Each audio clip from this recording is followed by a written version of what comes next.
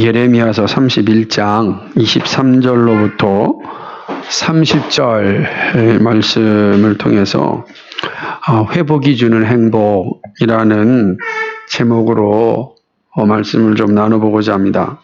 선물을 받는다는 건 언제나 행복합니다.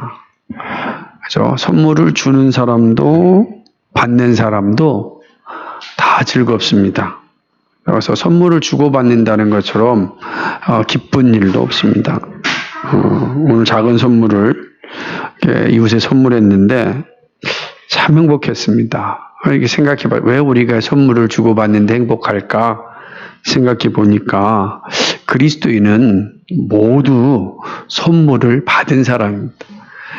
우리는 다 하나님으로부터 선물을 다 받았습니다. 그죠? 우리는 그걸 은혜라, 그죠? 은혜를 다른 표현로 하면 선물이라, 그죠? 그러니까 우리는 다 하나님으로부터 선물을 받은 사람입니다. 그래서 그리스도인은 선물을 주는 일도 잘 감당합니다. 그러니까 선물을 준다고 선물을 주고받는 건 어쩌면 그리스도인들이 가지고 있는 본성이 아닌가 이렇게 생각을 해봅니다. 예레미야 31장을 우리가 살펴보고 있는데 이 예레미야 31장은 하나님의 선물에 대한 그런 말씀입니다. 하나님이 베풀어 주시는 그런 은혜를 말씀합니다. 그래서 2절에 보게 되면 하나님이 베풀어 주신 은혜를 설명하고 있습니다. 나 여호와가 이같이 말하노라. 칼에서 벗어난 백성이 광야에서 은혜를 얻었나니. 그죠? 이스라엘 백성이 자체 이렇게 은혜를 입은 백성이다. 하나님으로부터 선물을 받은 백성이다. 그리스도인들은 죄와 사망의 법에서 해방되는 선물을 받았다. 라는 것이죠. 하나님께서 이스라엘을 다시 세우시는 그런 은혜가 기록되어 있습니다. 이스라엘 백성들은 죄로 인하여서 나라가 멸망하게 되었습니다. 백성들은 포로로 잡혀갔고 식민지 백성이 되었습니다. 근데 이들을 다시금 새롭게 하시겠다라는 말씀이 예레미야 31장입니다. 그러므로 포로 가운데에도 절망하지 않아야 될 이유가 여기 있습니다. 하나님께서 다시 세우신다, 다시 회복하신다라는 약속 때문입니다. 17절 말씀에 보니까 최후의 소망이 있음을 이야기합니다. 이스라엘에게 최후의 소망이 있다. 자, 우리는 최후에 웃는 자가 진짜 웃는 자죠? 그죠? 가정 가운데 웃는데 최후에 우는 자가 실패한 자죠. 최후에 웃는 자가 진짜 승리하는 자입니다. 이스라엘에게 최후의 소망이 있다 얘기합니다. 최후에 웃는 자가 누구냐? 그 이스라엘이다. 그러니까 절망하지 말아라 이렇게 이야기하는 것이죠. 하나님께서 이스라엘을 위하여 새 일을 세상에 창조하였으므로 이제 방황이 끝났다라고 약속합니다. 22절 말씀입니다. 방황이 끝났다. 이스라엘이 더 이상 방황하지 않는다. 방황한다라는 것은 어떤 것입니까? 안식을 누리지 못한다는 거잖아요. 안정을 누리지 못한다는 거예요. 그럼 누가 안식을 누리지 못합니까? 누가 안정을 누리지 못합니까? 집이 없는 사람이 안식을 누리지 못하는 겁니다. 그렇죠? 집 없는 홈리스들을 보게 되면 그들의 이 삶이라는 건 늘 불안하죠. 절망 속에서 있는 것이죠. 근데 하나님께서 이스라엘 백성들에게 이야기합니다. 너희의 포로 생활이 끝날 것이다. 라고 이야기하는 거죠. 방황이 끝났다. 내가 새 일을 세상에 창조하였다. 이거는 엄청난 약속인 것이죠. 예레미야는 이러한 약속을 이스라엘 백성들에게 계속해서 말씀해 주고 있습니다. 오늘 우리가 읽은 23절로부터 30절 말씀까지도 이러한 회복의 은혜를 말씀합니다.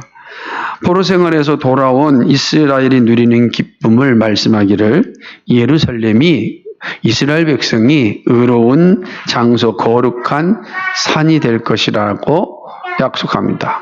내가 다시 세울 것인데 너희가 예전에 들었던 그 호칭을 다시 들을 것이다. 뭐라고 얘기합니까? 의로운 장소라, 거룩한 산이라, 또 하나님의 복이 임하는 장소라, 내게 복이 있을 것이다. 이렇게 말씀하는 것입니다. 유다의 모든 백성이 다 함께 모입니다. 어디에 모입니까? 이스라엘에 다 모입니다. 다 모입니다. 다 모였는데 모인 사람들의 표정이 어떻습니까? 여러분 생각해 보세요. 우리가 다 함께 모였어요. 모였는데 우리 모인 사람의 얼굴이 다 슬픔으로 가득하고 얼굴이 다 굳어 있고 그 안에 생기도 없고 그냥 다크설만 가득가득 차 있으면 그 분위기가 어떻겠습니까? 정말로 참혹하죠? 이스라엘 백성들이 다시금 회복하여 돌아왔을 때 어떤 모습이 나타나고 있습니까? 그 내용을 이렇게 이야기하고 있습니다. 그래서 한번 살펴볼까요? 나중에 다시 한번 보겠지만은 또 한번 보도록 하겠습니다. 25절입니다. 시작. 이는 내가 그 피곤한 심령을 만족해 함, 무릇 슬픈 심령을 상쾌케 하였습니다. 아멘. 피곤한 심령이 만족해 되었고 슬픈 심령이 상쾌케 되었다. 그러니까 이게 정말로 최고의 기쁨 아니겠습니까? 그런 모습이 된다는 거죠. 슬픔이 변하여 기쁨이 되는 그러한 날이 돌아옵니다. 그게 언제 이루어집니까? 하나님께서 회복의 선물을 주실 때 이루어진다는 겁니다. 그런 내용으로 본문을 보면은 이해할 수 없는 구절이 하나가 딱 나타나요. 그 26절 말씀이에요. 26절 한번 읽어볼까요? 뭐라고 나왔습니까? 시작. 내가 깨어보니 내 잠이 달았다. 이거 어떻게 이해해야 될까? 왜 그러냐면 꿈꾸는 이야기인가요? 망상입니까? 근데 앞에 31장 전체를 다 읽어봐도 예레미야가 잠을 잤다라는 내용이 없어요. 그게 어떤 내용인가? 저도 읽으면서 그래서 열심히 다시 찾아봤어요. 꿈꾼 이야기야? 왜냐하면 꿈꾼 소리다라고 하는 걸 예레미야가 거짓 선지자를 비판할 때 쓰는 거였거든요. 너 꿈꾸는 것 같구나. 이런데 여기 보니까 내가 깨어보니 내 잠이 달았다. 그러니까 꿈이 되게 좋은 거죠. 단 꿈이니까. 근데 이걸 어떻게 이해해야 될까? 이해하기 어려운 건 사실입니다. 그러나 전체적인 맥락을 보면 이 부분은 좀 영적으로 해석하는 게 합당할 것 같은데 무슨 말이냐면 이스라엘 백성들의 영적 상태의 깨어남에 대한 표현이 아닐까. 그러니까 이스라엘 백성들이 영적인 잠에서 깨어난 그 기쁨, 그러므로 그것이 단 꿈이다 라고 의미하는 건 아닐까 생각을 좀 해볼 수 있습니다.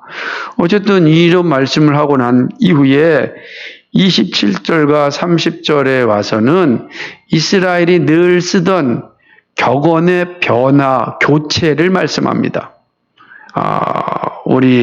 우리도 속담도 있잖아요. 아니 땐 굴뚝에 연기가 나냐, 이러죠. 표현이 있잖아요. 그죠? 근데 이게 변화되면 아니 땐 굴뚝에도 연기 난다. 이렇게 바꿀 수도 있잖아요. 그럴 때는 의미상의 변화가 완전히 바뀌는 거예요.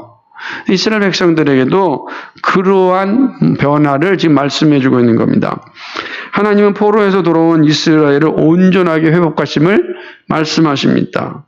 씨를 뿌리고 열매를 풍성하게 맺히게 하신다는 약속입니다. 하나님은 이스라엘이 죄로 인하여 징계하셨지만 회복의 날에는 이스라엘을 온전하게 세우겠다는 약속입니다. 그러면서 29절과 30절에서 의미 있는 말씀을 하십니다. 바로 격언의 변화인데요.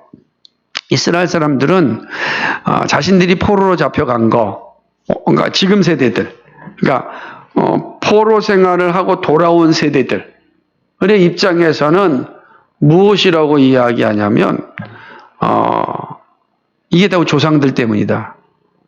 이 조상들 죄 때문에 우리가 이런 고생을 하였다. 이렇게 이야기하는 겁니다. 실제로 맞죠. 조상들이 범죄했으니까 후손들은 고난을 받았겠죠. 틀린 말은 아닙니다. 그래서 그들은 말하기를 아버지가 신포도를 먹었기 때문에 우리가 시다. 이렇게 이가 시다는 거예요. 그러니까 내 이가 지금 신 건 뭐냐? 아버지가 신포도를 먹었기 때문이다. 그러니까 아버지 때문에 내 이가 시다는 거야. 우리가 하면 유전됐다는 거죠. 아버지가 그래서 내가 지금 유전됐다. 이렇게 얘기하는 거야. 근데 하나님께 뭐라고 얘기하죠? 30절에 같이 읽어볼까요? 시작. 신포도주를 먹는 자마다 그 이가 신같이 각기 자기 제약으로 죽으리라. 이제 뭐라고 말씀하죠? 예레미야 30절 30절에서는 자기 제약으로 죽으리라. 이렇게 말씀하는 거예요. 그러니까 조상들 죄 때문에 너희가 이제는 징계를 받았고 고난을 겪고 어려움을 겪는다 이런 소리 하면 안 된다는 거예요. 자기 죄로 자기가 징계를 받고 고난을 받는다 이렇게 말씀하는 거죠. 왜 이랬을까요? 누구에게도 이제 남 탓하지 말라는 거죠. 남 탓하지 마세요라고 하는 겁니다. 하나님께서. 그런 후에 이 예레미야의 가장 핵심이 되는 말씀, 예레미야 31장 31절에서 34절 말씀이 기록됩니다. 이게 새 언약에 대한 말씀이에요. 그런 후에 이제 새 언약을 선포합니다. 그러니까 이스라엘 백성들의 은혜에 대해서 선포하고 난 뒤에 회복에 대해서 선포하고 난 뒤에 가장 강력한 핵심인 새 언약을 선언합니다. 그래서 새 언약, 그럼 딱 무엇이 떠오릅니까? 예수님께서 말씀하신 성찬식 때 이것은 내 피로 세운 새 언약이니 라는 말씀이 딱 떠오르잖아요. 근데 구약 성경에서 새 언약은 여기만 나오는 겁니다, 지금. 예? 그리고, 왜냐하면 성경에는 언약이라는 말과 새 언약이라는 말 두 개밖에 없어요. 언약, 새 언약. 두 단어밖에 없는 겁니다. 그러니까 언약은 이제 언약이고 또 새 언약이 주어진 거예요. 그러니까 이거는 성경 전체로 볼 때도 엄청난 그 변화가 있음을 보여주는 거죠. 변화가 있으면 주어지는 거예요. 언약과 새 언약이니까 변화가 주어지는 겁니다. 되게 중요한 본문입니다. 사실 오늘 다루려고 하는데 시간이 엄청나게 모자랄 것 같아요. 그래서 이 본문은 다음 주에 살펴볼 것입니다. 오늘은 이제 23절로 30절 말씀을 생각해 보는데 본문은 하나님이 회복케 하실 때 주어지는 행복을 말씀하고 있습니다. 하나님이 회복하실 때 우리에게 어떤 행복이 주어지는가라고 하는 것이죠. 다시 말하면 얽매임에서 자유하게 될 때 주어지는 기쁨입니다. 억압으로부터의 자유는 이루 말할 수 없는 즐거움이죠. 본문은 바로 이런 행복과 기쁨과 즐거움의 근원이 바로 하나님의 회복케 하심에 있다는 말씀하고 있어요. 하나님 회복케 하실 때 이러한 행복, 이러한 기쁨, 이러한 즐거움이 주어진다라고 하는 거죠. 얽매임에서 자유하게 되는 그런 기쁨도, 억압으로부터 자유하게 되는 그런 즐거움도 주어지게 된다라고 이렇게 말씀하는 거죠. 그러므로 하나님 회복케 하실 때 주는 행복과 기쁨과 즐거움을 오늘 본문이 말씀해 주고 있습니다. 자, 그러면 본문 하나님께서 이 회복케 하실 때 주어지는 그 행복이, 그 즐거움이, 그 기쁨이 구체적으로 무엇을 의미하는지 우리가 생각해 보고자 합니다. 본문을 볼 때 첫 번째는요, 신분이 회복됩니다. 다시 말하면 존재의 가치가 변화됩니다. 존재의 가치가 바로 세워진다라고 하는 거죠. 자, 이스라엘을 보세요. 이스라엘은 다윗과 솔로몬 시대에 열방을 다스리는 왕국이었습니다. 열방의 나라들이 다 이스라엘을 향하여 경배하러 왔습니다. 솔로몬 시대 때 보세요. 그죠? 솔로몬 시대 때는 시바 여왕까지 와서 전부 다 경배하고, 여러분 생각해 보세요. 시바 여왕이 스바 여왕이 뭐라고 얘기했습니까? 솔로몬을 향하여 표현하기를 당신이 하나님을 찬양하고 그리고 당신을 왕으로 가지고 있는 백성들이 복이 있도다 그러잖아요. 그러니까 복이 있는 백성이었단 말이에요. 이스라엘 자체가 복이 있는 백성, 모든 열방이 부러워하는 백성. 그러니 얼마나 자신만만하겠습니까? 가치를 가지고 있겠습니까? 미국 사람들은 세계 어디를 가도 자신이 미국인이라는 것에 대한 자부심과 가치를 가지고 있다는 거예요. 근데 요즘 보면은 그 자부심을 좀 내려놓아야 될 것 같은 생각을 해요. 하는 모습을 보니까 나라에 별로 그렇게 그런 생각을 보게 되는. 이스라엘이 그러한 신분을 가지고 있었다. 그런데 분열의 항목을 거치고 나라가 망하고 포로가 되고 식민지 백성이 됩니다. 식민지 백성의 신분이 가치가 있겠습니까? 식민지 백성이 나라 잃은 백성으로서 자부심이 있겠습니까? 없는 겁니다. 나라 잃은 소름을 이루말 수가 없습니다. 사람들에게 얼마나 무시와 조롱과 그죠? 모욕을 당했겠습니까? 그렇잖아요. 우리나라 말에 아주 나쁜 표현이 부모 없는 자식이라는 표현 아니겠어요? 그러니 나라 잃은 백성 똑같은 거로 이야기하는 거 아니겠습니까? 이들은 하나님께로 선택받은 백성의 선민이었어요. 근데 존재의 가치가 하루아침에 바닥으로 내팽겨졌습니다. 선민에서 식민이 된 거예요. 선민에서 식민이 된 겁니다. 슬픈 일이죠. 누가 이스라엘을 향하여서 복된 자라 말할 수 있겠어요? 누가 너희는 정말 복 있는 자라라고 누가 말할 수 있겠습니까? 스스로 나는 복 있는 자라고 말할 수 있겠습니까? 그들은 완전히 그들의 신분의 가치는 정말로 바닥으로 탁 떨어지고 만 것이죠. 그런데 하나님께서 이들을 다시 회복합니다. 27절에 보니까 이렇게 쓰여지죠. 23절입니다. 23절 한번 오늘 말씀 23절 중간에 있는데 그래도 한번 읽어보겠습니다. 전체 시작. 나 만군의 여호와 이스라엘 하나님이 이같이 말하노라. 내가 그 사로잡힌 자를 돌아오게 할 때에 그들이 유다 땅과 그 성읍들에서 다시 이 말을 쓰리니. 여기 뭐죠? 이게 중요해요. 다시 이 말을 언제요? 돌아오게 할 때, 회복하게 하실 때 다시 이 말을 쓰리니 뭡니까? 의로운 초소요 거룩한 산이여 여호와께 내게 복 주시기를 원하노라. 한마디로 복 받을 자여. 신분이 바뀐 거죠. 의로운 자, 거룩한 자, 거룩한 산에 거하는 자. 그래서 예루살렘 뭐라 해서 거룩한 산이라 했잖아. 시온산은 거룩한 산이에요. 그러니까 얼마나 거룩한 산에 있는 자들입니까? 그러니까 의로운 자요, 의로운 장소에 거룩한 산에 복 받을 자. 완전히 다시금 선민으로서 회복이 일어난 것입니다. 일어난 것입니다. 하나님께서 회복해 주실 때 신분이 회복되어지고 존재의 가치가 변화되어지는 것입니다. 이게 우리들에게도 중요한 의미죠. 그리스도인이란 어떤 존재입니까? 신분의 변화가 있는 자입니다. 신분의 변화가 있는 자. 우리는 죽어가는 자에서 살아난 자뿐만 아니라 하나님의 자녀라고 하는 신분의 변화가 일어났습니다. 자녀가 된 것이죠. 더 이상 우리는 종이 아닙니다. 너희는 종이 아니라 뭐라고요? 자녀라. 그래서 우리는 하나님을 뭐라 부릅니까? 아버지라 부르는 거예요. 아빠라고 부를 수 있는 신분의 변화가 일어나는 거예요.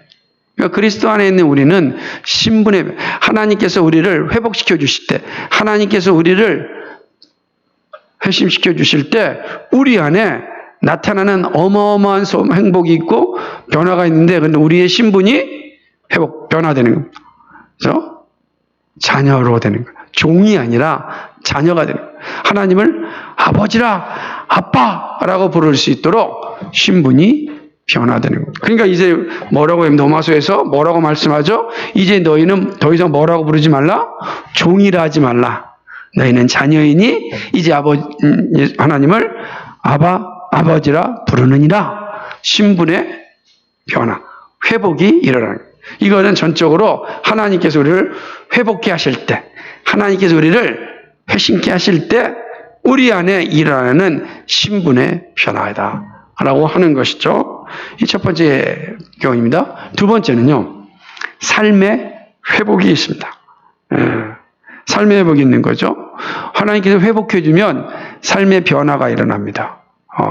여러분, 삶의 변화, 어떤 삶의 변화가 있을까? 이스라엘 백성들 한번 생각해 보십시오. 그들에게 있어서 포로 시대의 삶이라는 삶이 행복했겠습니까? 즐거웠겠습니까? 고단하지 않았겠습니까? 우리나라도 보세요. 우리나라 일제 36년 동안 우리나라 백성들이 얼마나 힘들었겠습니까? 수탈을 다 당하고 그런 건 아니겠어요. 그냥 농지 수탈 다 당하죠.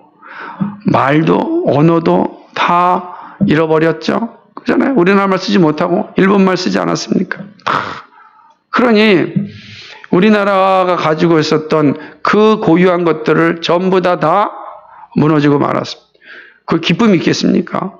즐거움이 있겠습니까? 내 이름이 있는데 다른 이름으로 사용되어질 때 거기에 즐거움과 기쁨이 있겠어요? 없죠. 없는 겁니다. 고단한 인생이죠. 이스라엘 백성들이 포로 생활의 삶이 그런 겁니다.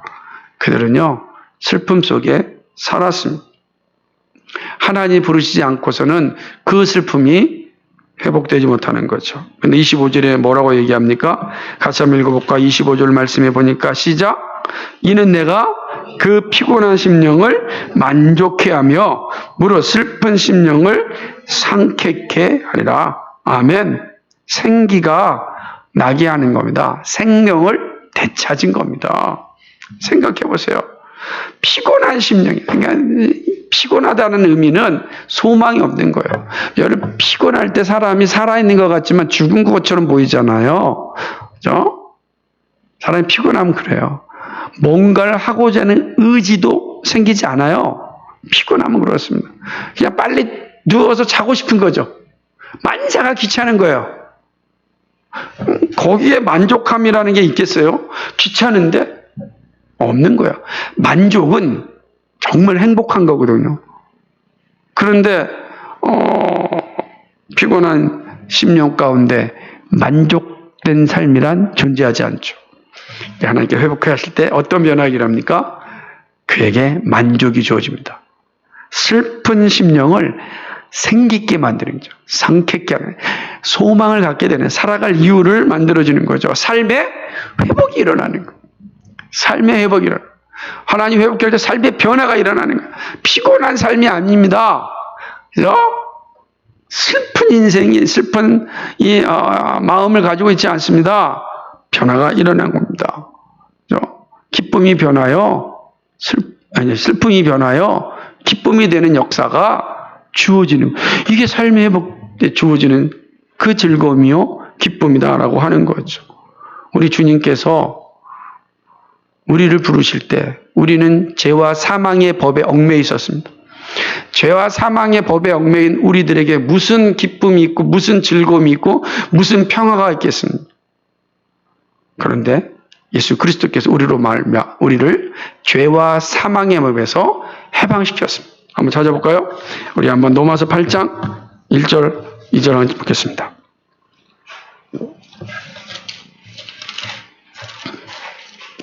로마서 8장 1절 2절을 한번 이 말씀의 의미가 어떤 의미로 다가오는지 함께 크게 읽겠습니다. 시작. 그러므로 이제 그리스도 예수 안에 있는 자에게 결코 정죄함이 없나니 이는 그리스도 예수 안에 있는 생명의 성령의 법이 죄와 사망의 법에서 너를 해방하였음이니라. 아멘. 우리가 죄와 사망의 법에서 해방된 겁니다. 그런 이제 우리는 슬픔 속에 있을 이유가 없는 거죠. 우리는 절망 속에 있을 이유가 없는 거죠. 우리에게는 상쾌케 한다. 생기가 들어오고 새로운 생명이 생기는 거야. 생명. 이 생명은요, 우리가 하나님께서 사람을 처음 창조하실 때에 육신을 흙으로 만들고 거기에 생기를 부르니 생명이 된 거 아니겠어요? 살아있는 영. 살아있는데 죽은 자와 같은 것이야. 진짜 산 영이 되는 거야, 산 영. 살아있는 영으로 살아가는 존재가 되었다. 이게 바로 그리스도 안에서 회복된 자의 삶인 겁니다. 우리는 이러한 산 영을 가지고 살아가는 거예요. 산 영을. 하나님께서 회복하실 때 이러한 은혜가 주어지는 것입니다. 세 번째는요, 인식의 변화가 있습니다. 인식의 변화. 하나님 회복하시면 우리 안에 인식의 변화가 일어나는 것입니다. 이스라엘 백성들이 앞서 설명드렸지만 이스라엘 백성이 가지고 있는 격언을 생각해 보세요. 아비가 신포도를 먹었으므로 아들들의 이같이다. 이렇게 생각하는 거예요.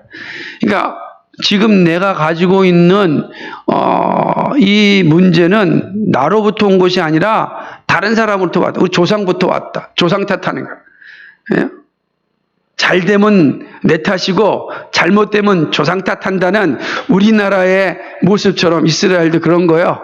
조상 탓하는 것. 그 조상 탓하면은 자기의 죄를 인식할 시간을 주지 않는 거죠. 다른 사람의 모습을 보는 거예요? 예수님께서 뭐라고 책망하셨는지 우리 기억하시죠? 너희가 다른 사람들의 눈에 있는 뭐를 보면서? 티끌은 보면서 네 눈에 있는 뭐를 보지 않는다? 들보는 보지 않는다. 이렇게 말씀하시죠. 이 말씀. 이스라엘 백성들 자꾸만 다른 사람 눈에 있는 티끌 보면서 자신의 죄에 대한 고백이 없는 거예요. 인식이 변화되지 않는 겁니다. 여전히 그냥 다 남 탓으로 돌리는 거예요. 이건 저 사람 탓이고, 이게 조상 탓이고. 다 돌림으로써 하나님 앞에 자신의 존재를 정직하게 내지 않는 거예요. 그러니까 회개할 이유도 없죠. 회개하지 않는 겁니다. 하나님께서 회복하실 때 어떤 변화가 일어나는가? 30절에 있는 말씀처럼 심포도를 먹는 자마다 그 이가심 같이 자기 죄악으로만 죽으리라. 자기 죄악으로만 죽으리라. 그럼 사망에 이르는 건 누구의 죄라고요? 자기 죄라. 인식의 변화가. 다른 사람 뭐 하지 말라? 다른 사람 핑계대지 말라는 거예요. 신앙생활 할 때 다른 사람 핑계대지 말라는 거예요. 그거는 회복되지 않은 사람들, 회심하지 않은 사람들, 그리스도의 은혜를 받지 못한 자들이 하는 짓이다. 다른 사람의 자꾸만 눈에 있는 티끌을 찾는 자들, 하나님 은혜의 자리에 있는 자가 아니다. 하나님의 은혜의 자리, 회복된 자들은 다른 사람 핑계대지 않고 자신의 죄를 보는 거예요. 자신의 죄를 보는 거예요. 자신의 죄를 보는 거예요. 더 이상 조상 탓하지 않고 사람들의 탓하지 않습니다. 하나님의 징계와 상급은 이제 나의 행위에 있다라는 인식을 갖게 되는 거예요. 역대하 15장 7절에 보니까 그런즉 너희는 강하게 하라. 손이 약하지 않게 하라. 너희 행위에는 상급이 있음이니라. 이렇게 말씀하셨습니다. 그렇죠? 내가 의롭게 살면 의롭게 산 자에 대한 상급을 하나님 주십니다. 내가 죄악 가운데 살면 죄에 대한 상급이 주어지죠. 죄에 대한 상이 뭡니까? 사망에 이르는 거죠. 벌이죠. 상이라고 하면 안 되겠죠. 죄에 대한 벌이죠.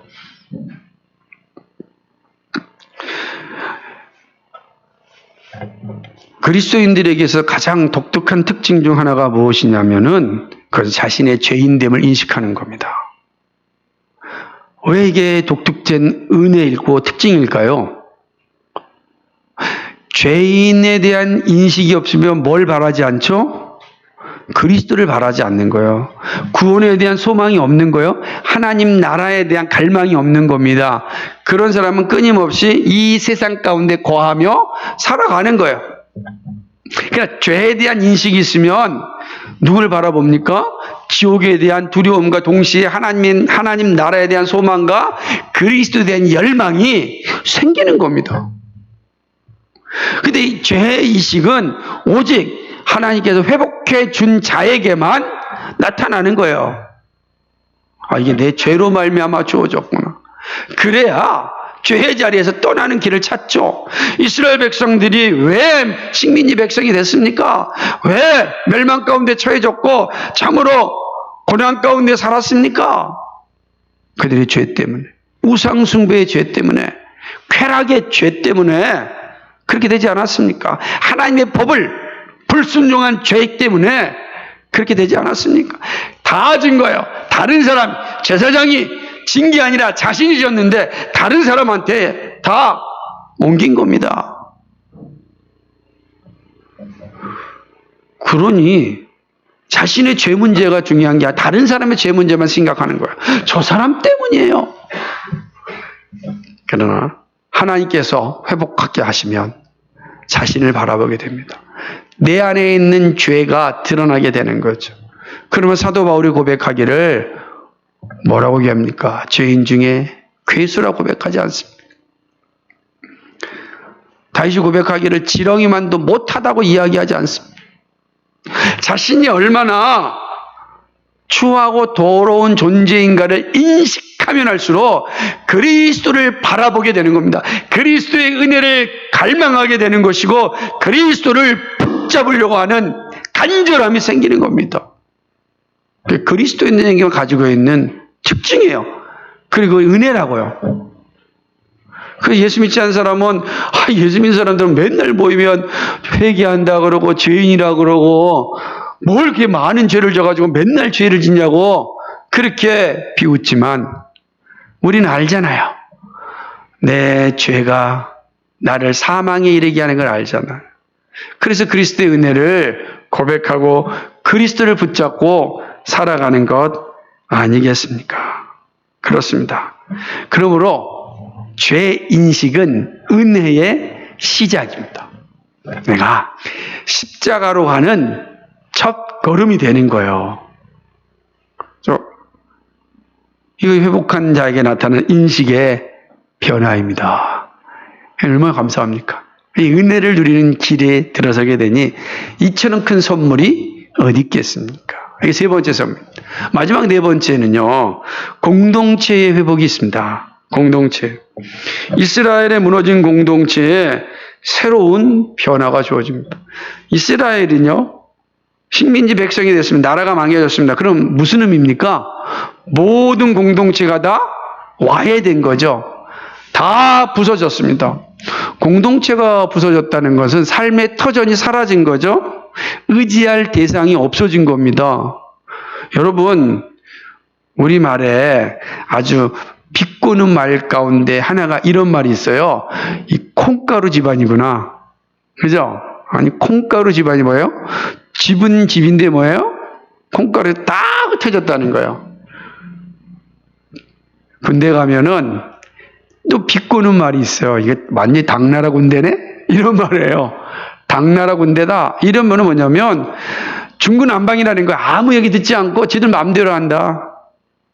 그걸 이걸 당나라 군대라 이렇게 이제 비꼬는 표현합니다. 맞아요. 콩가루 집안, 당나라 군대. 이게 지금 그런 곳에 무슨 소망이 있겠어요? 거기에 무슨 위로가 있겠고 거기에서 어떤 뭡니까? 평안을 누릴 수 있겠습니까? 아무것도 누릴 수가 없는 거죠. 불안하지 않겠어요? 불안하잖아요. 콩가루 집안에 들어가는 게 행복하겠습니까? 정말로 없는 거죠. 근데 하나님께서 이스라엘 어떻게 만드셨다고요? 한번 보겠습니다. 어떻게 만드셨는지 한번 볼까요? 오늘 말씀 같이 한번 보겠습니다. 자, 27절입니다. 28절입니다. 시작. 내가 경성하여 그들을 뽑으며 회파하며 전복하며 멸하며 곤란케 하던 것 같이. 아멘. 뭐라고 됐다고요? 다시 한번. 내가 경성하여 밤새웠다는 거요. 내가 밤새웠다. 이 뭐죠? 이 표현이죠. 아주 내가 쉬지 않고 이스라엘을 뽑았다. 다 무너뜨렸다. 전복하였다. 멸하게 하였다. 하는 겁니다. 그러니 여기에 무슨 소망이 완전히 초토화된 거예요. 콩가루가 된 거죠. 그런데 하나님께 회복하실 때 어떤 일을 합니까? 28절 하반절에 똑같이 경성하여 그들을 세우며 심으리라. 아멘. 여호와의 말이니라. 그들을 세우며 심으리라. 다시금 세울 것이고 심을 것이다. 이 말씀을 잘 이해해야 되는 게 다음 주에 31장 뒤에 보게 되면 새 언약의 핵심이 뭐가 되냐면 33절인데 한번 읽어볼까요? 시작. 나 여호와가 말하노라. 그러나 그날 후에 내가 이스라엘 위에 세울 언약은 이러하니 곧 내가 나의 법을 그들의 속에 두며 그 마음에 기록하여 나는 그들의 하나님이 되고 그들은 내 백성이 될 것이라. 아멘. 그들의 속에 되고 그 마음에 기록하는 거야. 이스라엘의 옛 언약은 어디에 기록됐어요? 돌에다가 기록돼. 십계명이. 근데 새 언약은 어디에 기록된다고요? 우리의 신비에. 우리의 신비에. 돌은 깨지고 사라지지만 신비에 심어지면은 사라지지 않죠? 동원. 이 얘기하는 겁니다. 하나님께 우리를 세우고 심으신다는 거예요. 다시는 뽑혀지지 않도록 하신다라고 하는 겁니다. 공동체를 온전히 회복시켜 주신다라는 그런 말씀. 그 공동체의 진정한 의미가 어떻습니까? 교회 아닙니까?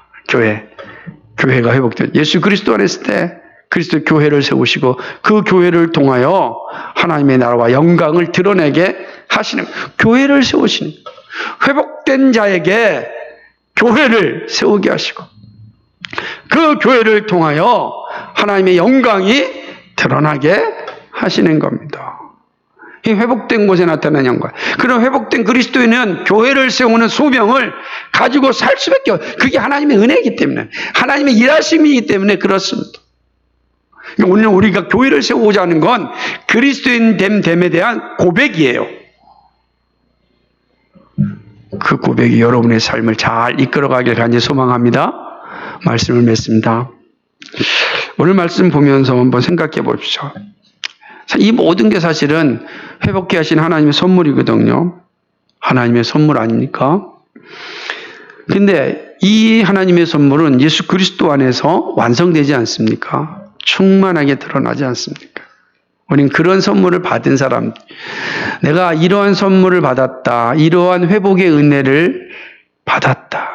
여러분, 이 자부심을 결코 가볍게 여기시면 안 됩니다. 내가 이 땅을 살아갈 때에 이 회복의 은혜, 이 회복의 선물을 받은 자로서 우리가 살아가는 거예요. 이 세상 가운데 살아갈 때 세상이 어떻게 변하든지 간에 얼마나 많은 권력과 부와 명예가 사람들이 막 추구하고 있다 할지라도 그때 우리는 정말로 이 회복의 은혜를 가진 자답게 소망 가운데 살아가는 겁니다.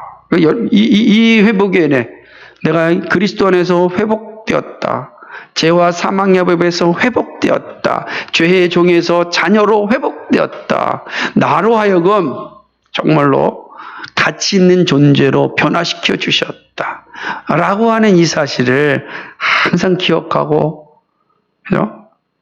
담대한 마음으로 이 세상을 살아가야 합니다. 그게 하나님의 사람들의 모습이다라고 하는 것이죠. 그런 측면에서 늘 우리는 우리 자신을 늘 점검해야 되고 돌아봐야 됩니다. 여러분 정말 예수 믿음이 행복하십니까?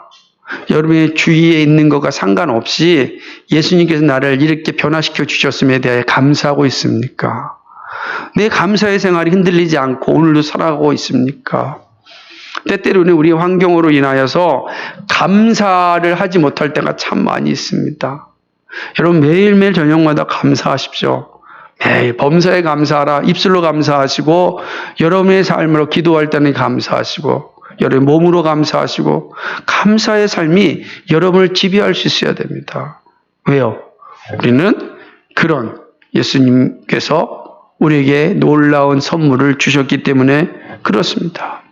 우리가 누리는 행복과 우리가 누리는 기쁨과 우리가 누리는 즐거움은 다른 곳에서 찾을 수 없습니다. 오직 예수 그리스도 안에서만 찾을 수 있습니다. 왜냐하면 이 선물은 예수 그리스도께서만 주실 수 있기 때문입니다.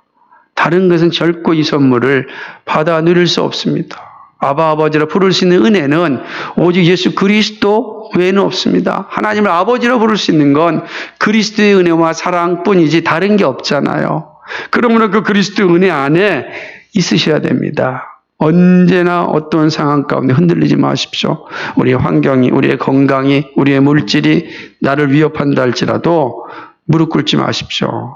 다 사라질 거고 지나갈 겁니다. 우리가 무릎 꿇을 것은 오직 예수 그리스도 한 분입니다. 예수 그리스도만 앞에만 우리가 무릎 꿇고 예수 그리스도께 주시는 그 놀라운 선물을 풍요롭게 누리며 이 믿음의 길을 멋지게 걸어갈 수 있기를 주님의 이름으로 간절히 축복합니다. 거룩하시고 자비하신 하나님 아버지 참으로 고맙고 감사합니다. 오늘 우리에게 주신 이 진리의 말씀을 잘 부여잡고 살아갈 수 있도록 인도하여 주시옵소서. 하나님 우리에게 주어지는 놀라운 변화를 늘 기억하고 그 변화받은 자로서 이 땅 가운데 믿음으로 살게 해 주옵소서. 우리는 이제 다른 존재입니다. 우리의 신분이 바뀌어졌습니다. 우리의 인식도 변화되었습니다. 우리의 삶도 변화되었습니다. 우리의 공동체도 변화되었습니다.